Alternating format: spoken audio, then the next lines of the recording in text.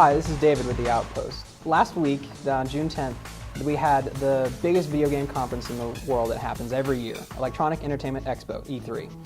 Now, a big part of gaming going forward is going to be social integration. So being a social media show, we decided to go over the 5 best and worst things about this year's E3 social. First off, the number one thing that was huge is that social networks aren't going anywhere. Both Microsoft and Sony are doubling down on the PlayStation Network and Xbox Live to switch from just being a place where gamers play against each other to be a place where gamers go to meet other gamers and to create real-world networks of friends. Number 2, smartphone and tablet integration. That has been a big buzzword this year at E3.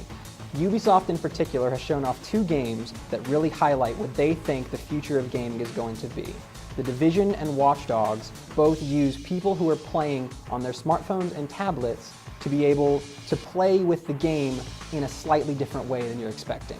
This kind of asynchronous multiplayer is really going to be something that's going everywhere. Phone to the computer, or people going computer to the smartphone, it is going to be a much wider way of playing. E3 has been filled with large press events where they rent out entire halls or entire theaters, invite all of the press, stream it live to the internet.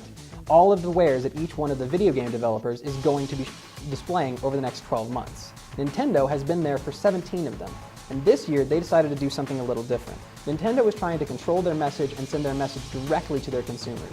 So they pre-recorded an entire 40-minute press conference with no press in their offices in Kyoto, Japan, and then streamed it live to the internet.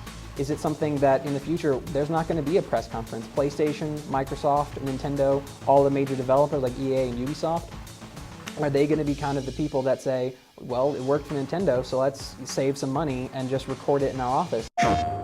This is how you share your games on PS4.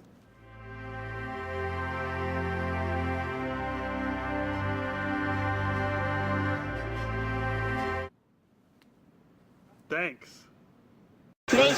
This short 22-second video was shared more than 13 million times over YouTube since the console has been on. There is no other video at E3 that has had anything close to that. This is an excellent thing that Sony's marketing has pulled off, and I think it really sets up what they're trying to show as what their personality is going in the future. Final one is everything about the Xbox One. Well, it needs an always online connection. Oh, well, it needs DRM on the games to where you can only share it once, and you can't take a game to your friend's house other than signing on to their console and having the console check in once every hour while you're playing it. This led to something unheard of in Microsoft history.